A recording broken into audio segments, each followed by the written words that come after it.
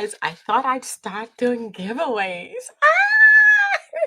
So I'm going to do a giveaway at my 6,000th subscriber. So at 6,000, I have 3 business cards from Popple that I'm going to be giving away. Yay!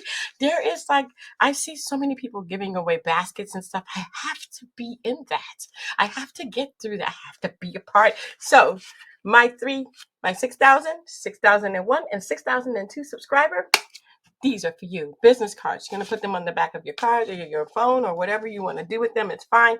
Dear Papa, I'm giving this away because I bought this myself. I bought these and I'm giving them away. So 6,000, 6,001, and 6,002. Let's do it. I love you. Thank you guys so much. See you later. Bye. We're going to go over 3 things. We still got them, but we're very close to 6,000. So listen, 6,001, 6,000, 6,000, 6,001, 6,002. These are yours, okay? And I'm just waiting for that to happen. It is going to be any day now. I'm so excited to do that. And I'm so very excited to have my guests on the show today. You guys don't understand. I get so very excited, and I'm maybe most people would think that I'm like overexcited or I'm fake. I'm literally like this. This is me 24/7 all the time. All my friends know I smile all the time. It's me. This is me here. You get me here. You get me there. Same person. And I am so very excited to have 2, not just 1, 2 authors here today. I say 1, 2, uno, dos. I'm feared. I don't know. 2. We have Danny Arnold and Gary Smith on the show today, and they have their book, and it is going to be the Gracie Plantation. Welcome to the show, guys. Thank you guys so much for joining me. Glad to be here. Thank you for having us. Thank you. So I have 2 people. That means I have double trouble or double whatever. I mean, double graces, double blessings. I don't know. But each one of you have to tell me something about yourself. So let's go with Mr. Smith, since he's always saying he's always being left out. We don't want to start with, the person that's not always being left out. Let's start with Mr. Smith today. Well, thank you. Uh, well, uh, I grew up in northeast Louisiana on a small cotton farm. Uh, my mother and I were very poor as I was growing up. Uh, I earned my way through Louisiana Tech and ended up getting 3 degrees from there. Uh, I have, since I finished my doctorate, I taught for 37 years full time, taught management and other business courses. Uh, I've been retired since 2010. I was enjoying my retired life very much until my friend Danny got me into writing books, and I've enjoyed writing books since then. It's Danny's fault. Danny's fault. Yes, it is. Oh, goodness. Wow. Well, thank you so much. Thank you so much. Mr. Arnold, it's your fault. I'm so Yes, sorry. it was my fault. It's your fault, But man. I will explain that though. Okay, go ahead. All right. I was also born and raised in Louisiana, central Louisiana, not far from where Gary was raised. We actually met uh, in 1966, and we were freshman roommates in college. And when our paths departed from each other, and then we wound back up together at Mississippi State. We worked there together for 14 years. Wow. And we did a lot of writing, not novel writing, uh, textbooks and articles and what have you. That's what business professors do. Mm-hmm. Then he claims that I went over on the dark side into. I was a dean at 6 different universities, business college dean. I think that is the dark side. I don't know. I It kind of is. agree with him. I totally agree. I mean, the dean, yeah, that's the dark side. Well, now let me explain what came up earlier. I had the idea for a book uh, about 25 or 30 years ago, and I bored people talking about that idea. Of course, I pursuing a career didn't have time to write it, so I wrote the book. It was called Bad Cat Jones, and Gary read it and said I needed to write a sequel. And I reeled him in at that point. I said, "Yeah, I'll write a sequel if you'll help me." And at first, he did research. There's a whole lot of research, and when you write a western like that, Hmm. and then his role expanded over time, and he wrote some on his own, completely by himself since that time. But that was it. The first book was published in 2021, and we now have 19 books published. That is Uh, amazing. and we got You guys are three not more ready to retired. publish. Well, it's become a hobby Mm. for us, and it's keeping us alive. We think. Yeah, I think so too. I think a lot of people, when they retire, within a couple of years, if they're not doing something else to replace what they've been doing, something that they love to do that gives them joy or equal amount of joy or even more joy, there's nothing left, Yeah. and so they Well, leave. well, I retired three different times, and my plan was to alternate days fishing, golfing, fishing, golfing. And I don't fish and I don't play golf. And I did not see either of these things coming, but I do all of our cooking now, 99% of it, and write novels. Did not see that Wow. coming. I mean, wow. Wow. Especially a dean. I mean, you went from the dark side to being cool again.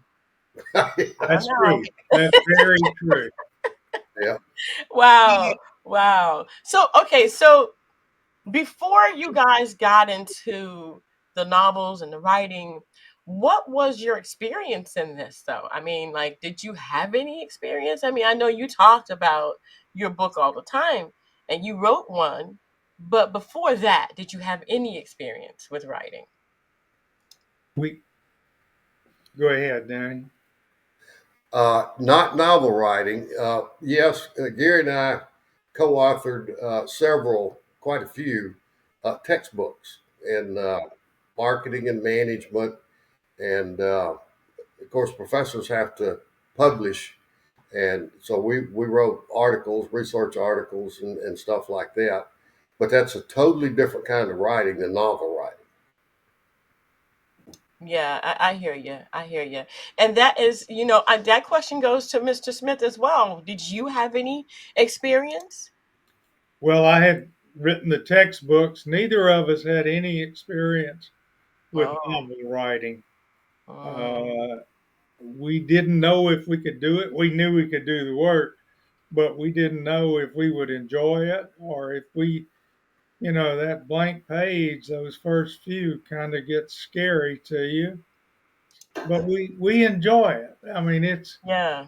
it's it. I have taken off since about Thanksgiving. I told Danny I wasn't going to write anything until the new year, and it's getting harder and harder for me. When I pass by my office, I just want to go in there and pop out a few words. I have to say, why do you resist the urge? I mean, it could be like this wonderful moment that you sit down and you write, and it's like, oh, it's magic. I gotta call Daddy. Right, right, right.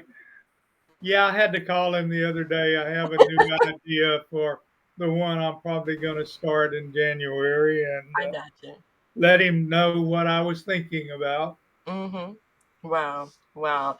There might have been, or were there any concerns when you guys first got together on that first collaboration? Did you guys have any worries or any concerns before starting novel writing? Let me address that one. Um, yes, and I'll speak for myself when I was writing that first book. Uh, you, you have questions in your mind like, is my story interesting to anyone? can I even write a chapter that's interesting? Can I even write a chapter? And in textbooks, you don't have dialogue. And the idea of writing dialogue scared me to death. And I think it did Gary too at first. Yes. But the trick that I started using, then we heard some other people talking about it, is when I'm writing dialogue, I pretend I'm watching a movie and just type in what the characters are saying in the scene. That helped a lot. That's just one Wow. of the tricks. Clint Eastwood and John Wayne talk to me often as I'm writing dialogue. It's how would they say it? Or Oh, no, you didn't. I can just imagine Clint Eastwood speaking in your head like, yeah, man, you have to. You know what I mean? It's like, it's so I cool. can hear him talking to me. Yeah. That is so cool. Wow, wow. So when you guys, you got together, you started writing your first novel. When it was done, when it was finished, what did that feel like? And did you like finish and then go back? I mean, how was that finished? Uh, We never really stopped writing. Uh, I mean, we get finished, but now it's hardly worth mentioning. I mean, we just start on the next one, Mm, mm. which is not always. Your spouse can sometimes not like that continuous writing. well, and we have said to each other, I don't think there's another book. Right. What are we going to do? We can't continue this series. Oh my And by the goodness. way, Gracie's Plantation is the 10th book of a series, starting with that Bad Cat Jones. And I remember, gosh, at least a half dozen times we're writing on the book, and one of us would say, I don't believe there's another one there. Uh, but there always has been. Wow. Wow. Just when you think you didn't have anything else. Hey, Danny, I got an idea. Clint Eastwood was talking to me yesterday, and Exactly. It's not. It's not that different from what you just said. that is so cool, though. I mean, I have to say, that's just so unique, and I love it. I absolutely love it. So, since you guys live in different states, how do you brainstorm ideas? Well, we do what we call noodling sessions, and other people would call it brainstorming. But we get together, 3 or 4 or 5 times a year, and sometimes we'll meet somewhere, about halfway between us, and spend a long weekend. And sometimes it's just Gary and I. Sometimes our wives go along and let us do the noodling. Sometimes they'll help us. Uh, and sometimes I got family not too far on the other side of Gary, and so we'll go see family, and then we'll stop in for 2 or 3 days. And Gary and I, the women go shopping, and we go noodling. Uh, and that's one of the most fun parts of collaborating with someone, another co-author, is those noodling sessions. And those really we didn't call them that, but those really started back when we were writing textbooks and articles. We would brainstorm stuff, and about the eighth idea was the right one, and then we'd pursue that. Same thing on the books. Wow. Wow. Those are very productive sessions for us. Yeah. We have to go in with an idea. Quite often, each of us has an idea for a different book, and we work on one and then the other, and we come out of those. I'd say most of them we know at least how the first half of the book is going. We may know how the whole book will go if we're lucky, but On it, some of them. it's a Wow. it's an interesting process. We've known each other for so long. We can talk very openly, and Danny has a habit of saying, I have this crazy idea. And oftentimes it is pretty crazy, but by the time we get through with it, that crazy idea is a darn good idea and Wow. forms the foundation of a book. Mm. Now I have to ask you, Danny, is it because you went to the dark side that you have these crazy ideas now? No, you can't blame it on that. I'm just kind of I crazy sometimes. it's just a natural thing. Wow. So you did say earlier, you said that the wives sometimes don't like it. How do you, I mean, I heard that sometimes they come along and stuff, but all of these years, were there or is there like a compromise on you guys getting together and going away for the weekend and not being there with him? A compromise? Mm, no, I wouldn't call it a compromise. It's again, we started this, many years ago. Uh, Both of us like a good idea and the right idea. It don't make any difference who had the idea, but we just keep rolling the ideas until they start to make sense. So nobody's right or wrong. It's just we both are pursuing the same thing. And I don't know that we've ever argued about anything in the book. We may not agree on everything, but we never have argued about what should be here, what should not be here, and so forth. And he Wow. can't hear me when I do question, and I can't hear him, which I think is probably very good. So what is the process then? Well, how do you guys go about doing these things? Because I know you have the doodling session. The doodling session is great, but like the process of putting the two together ultimately, how is that working for you guys? How does that go about? What do you do to do that? All right, we actually have two different follow up processes to get a book written. Uh, and on one, and we did this on some of the textbooks, after we noodled out the basic ideas, it depended on who wants to write that book. If it's an idea that Gary really is fired up about, then he'll go write the book. And then he'll send it to me chapter by chapter, and I do the editing on it. I've read the words a whole lot more than he has when I get through with the editing.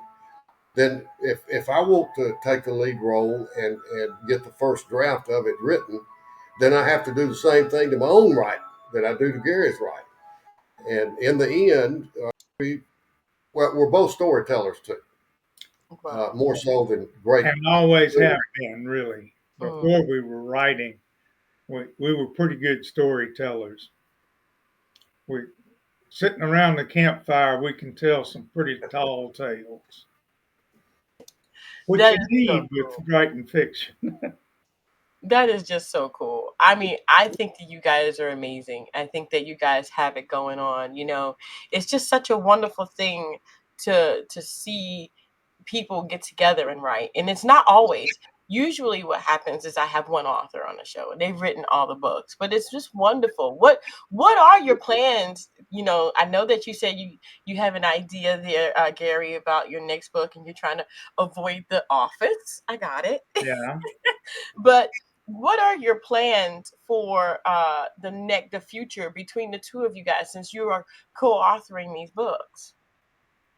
Well, my wife and I are heading in their direction in January, and we'll have some noodling time there on the book Gary's thinking about. And I got a couple of follow up ideas uh, that we need to explore to see if there's really a book there.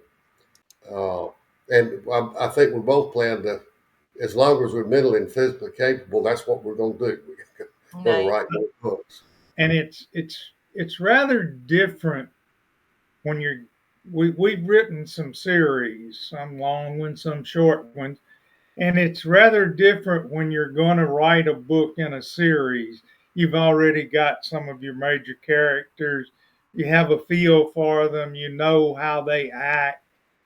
But when you start a new series or a new book, it it's quite different. It takes a lot more of that noodling to get set on where you're going. I mean, Gracie's Plantation Danny knew pretty much exactly what he was going to do, and I knew what he was going to do. So it's in my opinion a little easier starting that brand new series without any characters developed. With it's that's a pretty hard road there in the beginning of the book. Yeah. Yeah. Yeah, yeah. Let me, if I may, let me talk about Gracie's Plantation a little bit and give you Yeah. the Please do. background, give you the background of where it came from. Yes, That please do. first, the first book in that 10-book series was Bad Cat Jones, like I mentioned, and a thumbnail sketch of that book is at the end of the Civil War. This plantation owner in Louisiana planned to take all of his slaves west and give them their freedom papers, but he got killed. But the journey was actually made, and a group of slaves and one white woman and two Choctaws made the journey from North Louisiana to South Texas, and to get the herds of the wild longhorns and all, and then up southeast Colorado and established Freedom Town. So the book is about the journey. Wow. And then the follow up or the sequel that Garry mentioned was what they had to do to create this community, and they called it Freedom Town. And so the first 5 books of the series were about the evolution of Freedom Town and all the things they had to do to survive and thrive. All right, then Garry come up with an idea for it turned out to be 2 books. A couple of them went, kind of sideways. It's still part of the series, and that got us out to 7. Then I wrote one, another one for 8. But then the 9th book was actually Sheffield Plantation, and that followed up by Gracie Plantation. And the idea there is that our male and female protagonists, they met in book 1. But in book 9, they were about to lose the plantation to carpetbaggers raising the taxes. Mm. So the two of them and a group went back to Louisiana from Colorado to save the plantation, that's Sheffield Plantation. And then the Gracie Plantation is the follow up. They bought another plantation and stuff like that. And Gracie and her brother, back in book 1, were runaways. They ran away from some evil relatives because their parents had been killed when they were young. And they caught on. In fact, Gracie was trying to steal food for them, and she got caught from the wagon train. And so, in the end, when she gets into the Gracie Plantation, uh, Gracie and Justin, Sheffield got married. It was his plantation that they were about to lose. He had left that plantation as a young man because he hated slavery. And he realized that's what he hated. He loved the plantation, so he wanted to save it. And then from Ragamuffins, Gracie and her brother were actually found by their dad's brother, their uncle. And he was one of the wealthiest men in Austria, Mm. actually in Europe. He was an Austrian count, which means Gracie was actually a countess. So that was fun. That was fun to write. Well, that is just you touched me. Literally, freeing the slaves is I'm black.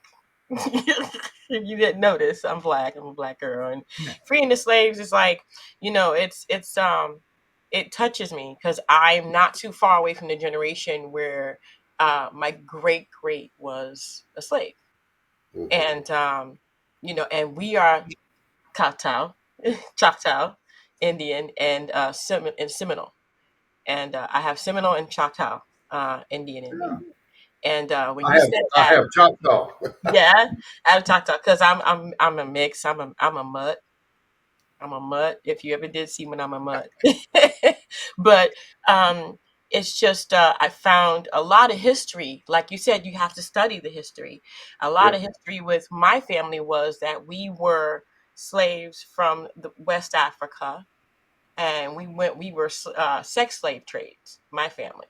So I have every nationality, all the way up to Russia, and then back down to Ireland, and then all the way over to Alabama, and to New Mexico, where the Choctaw and the Seminole was mixed in with me, and then I was booted Mhm. out of there, and and then ended up being born in Chicago.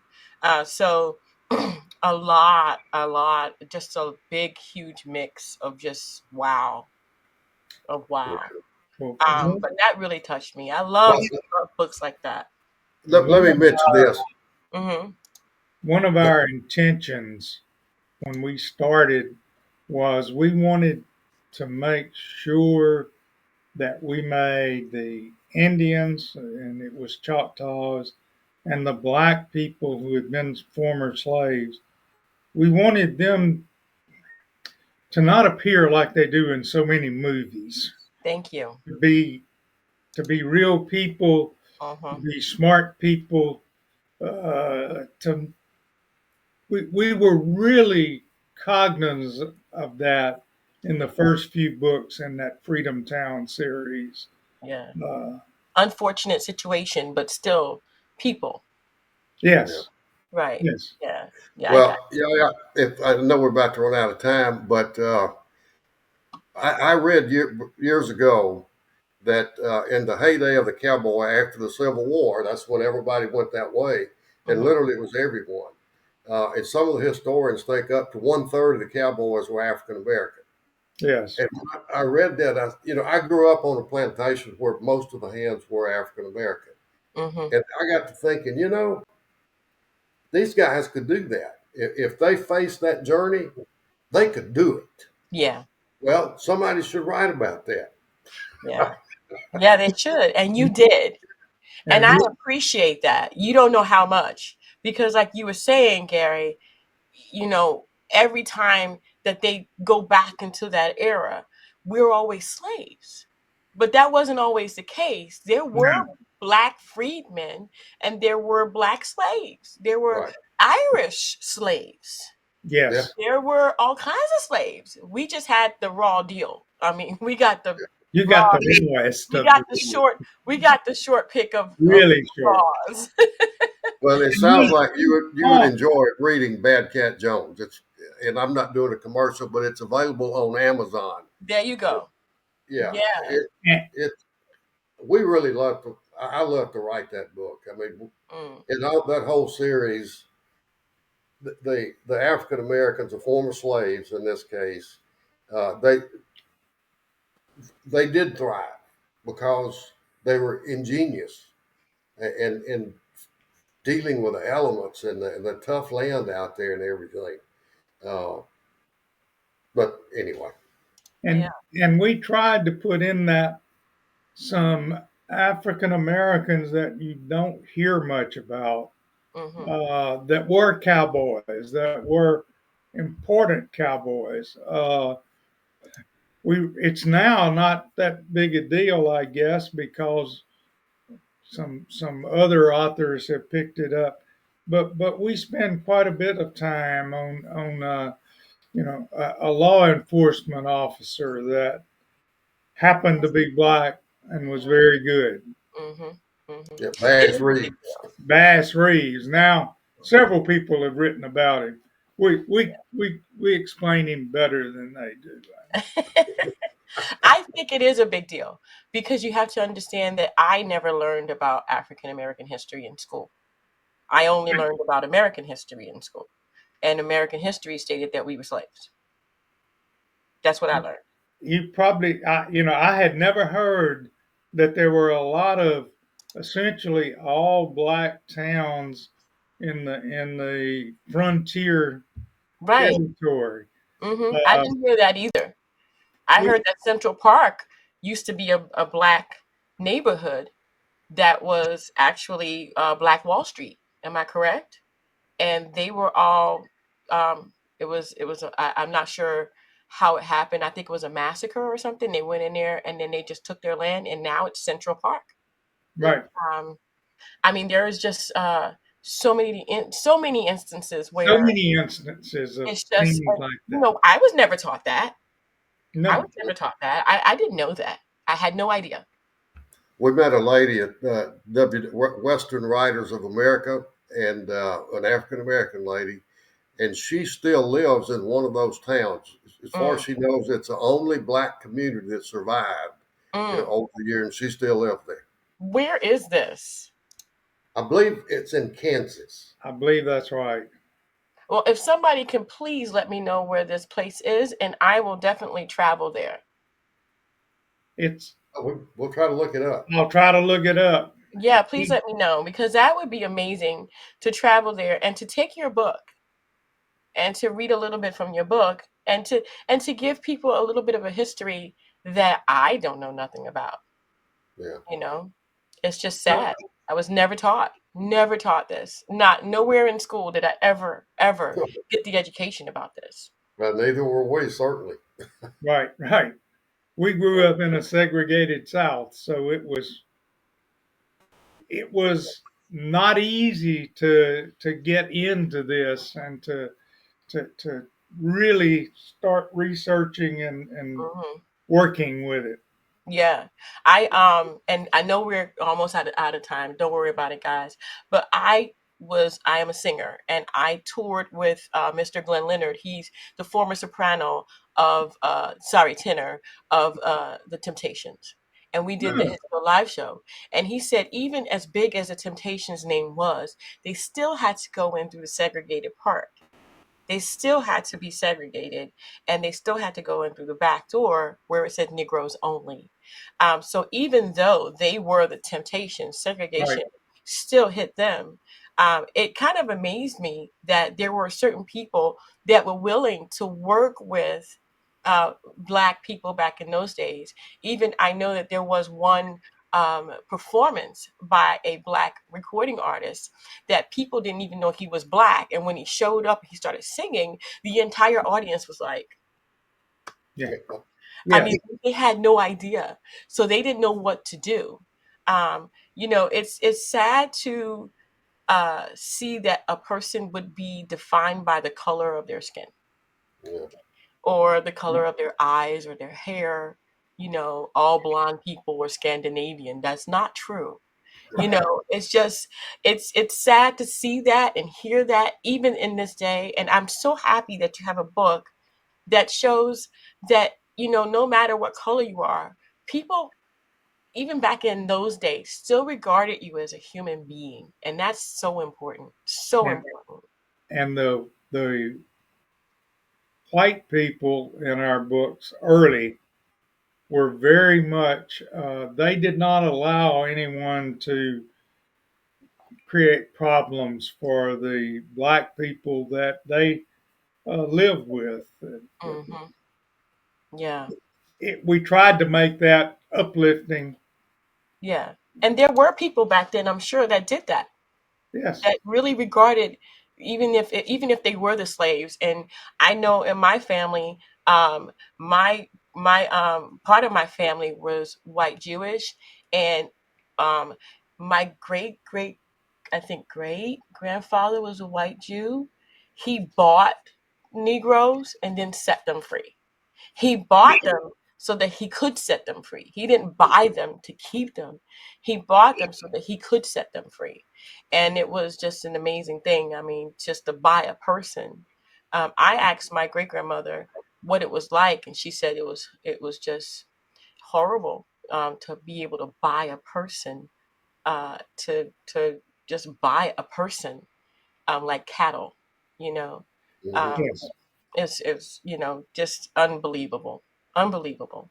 Well, You know. we tried to make the people in our book, the black people in our book, strong, Hmm. uh, and not these sniveling people that you see in so many books and movies. Well, I appreciate that. I appreciate you both, Mr. Arnold and Mr. Smith. Thank you guys so much for tuning in and so much for coming on the show and so much for your positivity. It means a lot to a lot of people. And keeping in retrospect that there were people of white Caucasian that did treat and did love people regardless of their skin color and where they came from. Not everybody has a great plight. you know, Yeah. and it doesn't matter really in this day and age what color you are. Not everybody has a great living circumstance, but we should all regard each other as people and try to help each other out. Right. Thank you. Yes. Well, thank you guys so much for tuning in here and being here with me today. And you guys, you can go ahead and check out the book. It's on Amazon.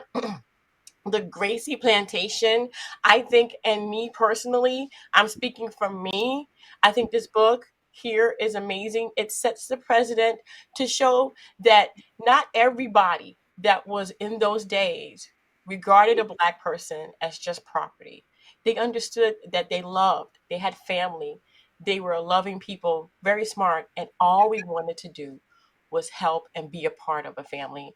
And I think that loving each other regardless is where it's at. That's where it's at.